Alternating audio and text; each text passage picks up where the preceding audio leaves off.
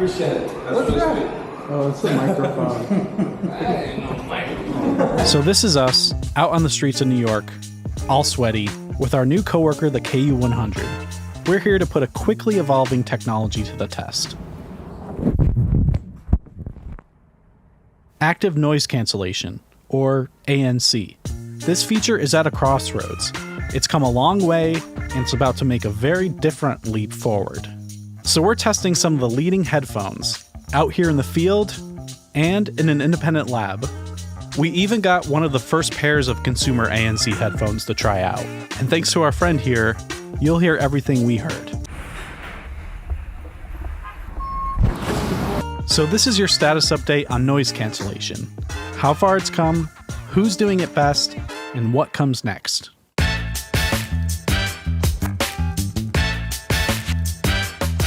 These are the Bose Quiet Comfort, or QC1s, released in 2000. It was an early milestone in ANC and the oldest hardware we can scrounge up on eBay, so might as well start here.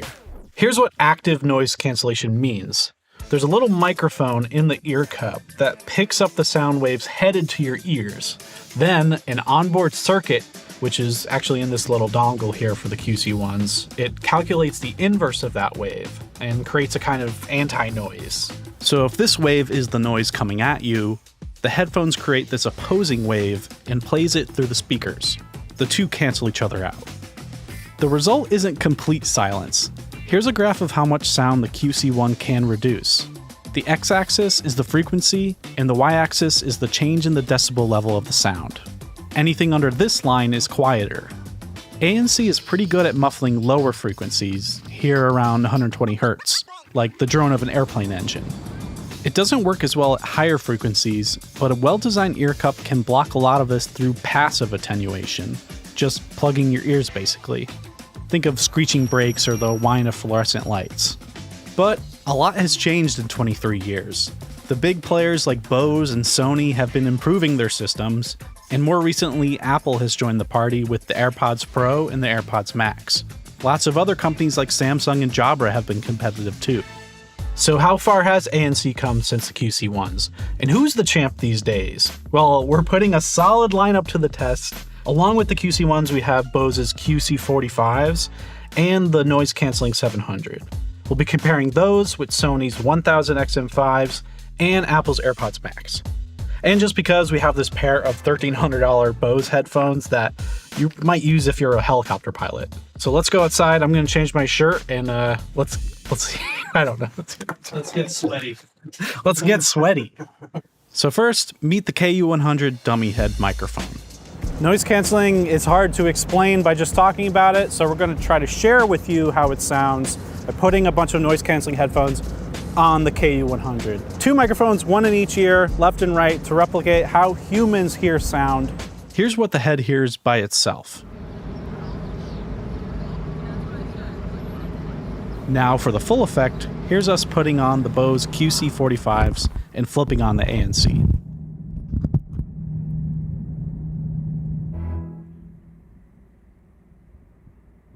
By the way, these headphones aren't going to be playing other sounds, so you're listening for how quiet it gets.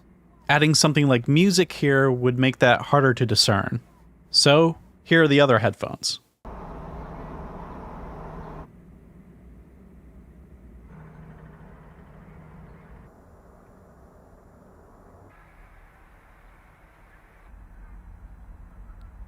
But we don't live and work in the middle of a field.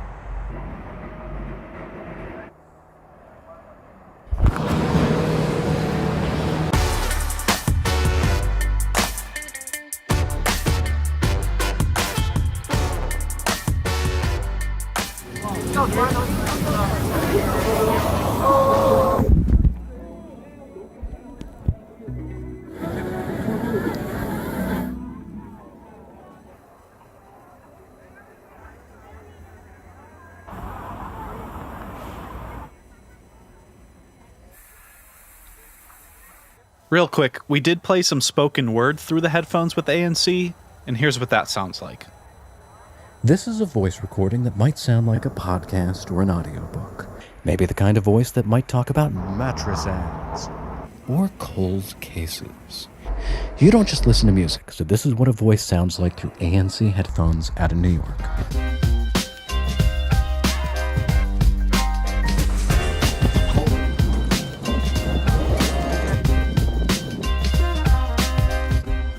So after all our tests, a few things stood out to us.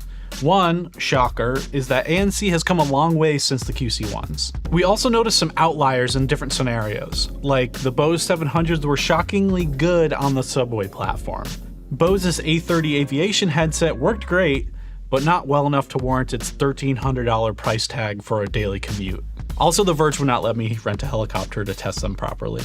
Ultimately, our tests were fun, but a little amateurish and very subjective. And sweaty. So we decided to call in the experts.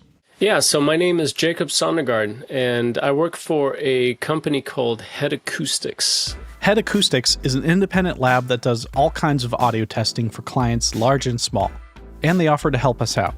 So you sent us 5 headphones and asked us essentially, can you please test these the way that you would recommend your customers test them, right? The latest standards, the latest benchmarks, the latest solutions to see how would these stack up. Head Acoustics is used to testing the latest and greatest hardware, so Jacob was actually pretty excited to play with these old QC1s for a change. We handled them with silk gloves. We were afraid that if we looked at them, they might disintegrate. The lab used a dummy head similar to ours, but a little more advanced, surrounded by 8 speakers that reproduced a variety of sound environments with super high fidelity. We can make it sound like you're standing on a street corner. The street corner with traffic actually coming in front of you and to the right of you, because that's what it was like when we did the recording on that street corner. That allows us to test the products in a real world scenario. Head Acoustics ran a whole battery of tests. It tracked decibel reduction at different frequencies and weighted those measurements based on the sensitivities of the human ear. It even used algorithms to predict how a few hundred people might rate each pair of those headphones, which is wild. Enough chit chat. What were the results? Jacob sent us a big table showing the scores of all the headphones on all the tests. The winner of each is highlighted in green, and at a glance, you can see a trend. If you look down the table and you see there's a column of green, essentially, and that's the XM5s. Looks like the Sonys did pretty well here. They are fantastic at active noise cancellation and passive. APMs, I'd say a good second place. APMs meaning the AirPods Max. And the Boses, the QC45s and the 700s, sort of struggle a little bit in between second, third, fourth spot a little bit. Many of these graphs show how close the modern headphones are to each other in performance. There are standouts. Look at how good Sony's ear cups are at just passive attenuation. And as expected, test after test, the QC1 struggled. We've seen these efforts and these small incremental improvements, and over 20 years that stacks up. There is one bit of green outside the Sony column. The lab also tested how well you can hear human speech through the ANC, since speech is one thing you might not want always muted, and by that measure, the AirPods took the prize. They are not the result of an accident.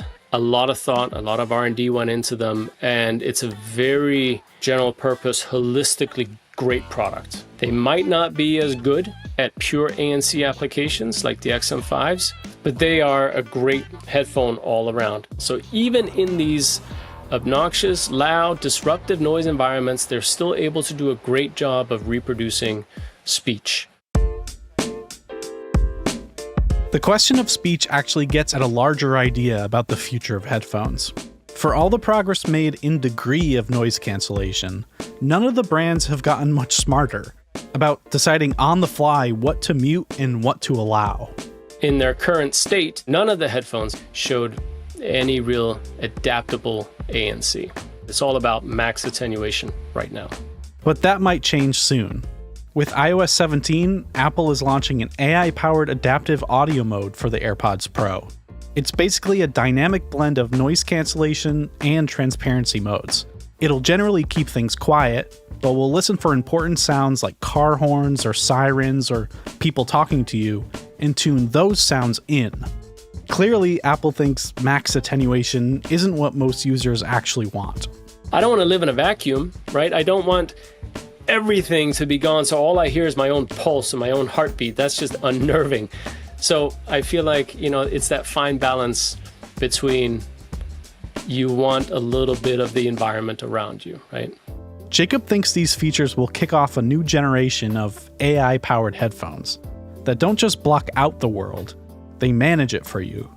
It's really about sort of the usability and the friendliness and the portability of ANC that makes it a lot more holistic in a sense, rather than just absolute throttle the sound down.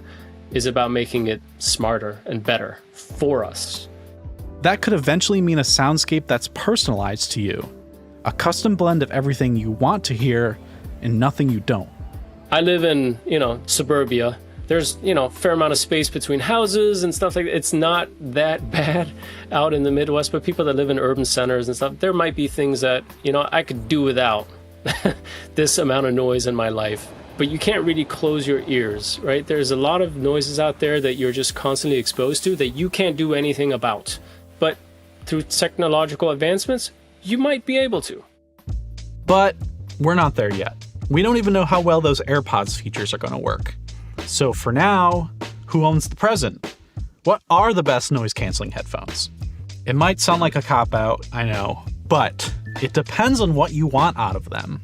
If your single use case is, I want to sit in a little bubble and block out the world, you can't go wrong with the XM5s. But if you want to order a coffee or give some directions while you're rocking out, try the AirPods. Or if you like that the Bose 700s make your subway commute tolerable, great.